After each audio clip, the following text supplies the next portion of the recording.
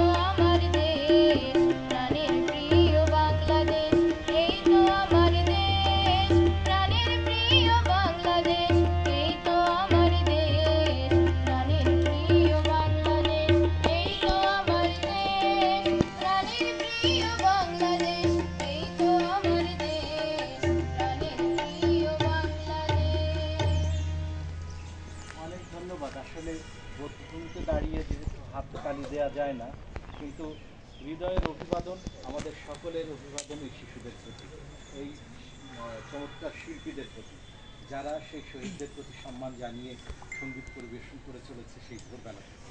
আমরা এখন সংক্ষিপ্তভাবে কথা শুনব সামাজিক আন্দোলনের সহসভাপতি প্রভাষক হেদায়েত ভাইয়ের কাছ থেকে।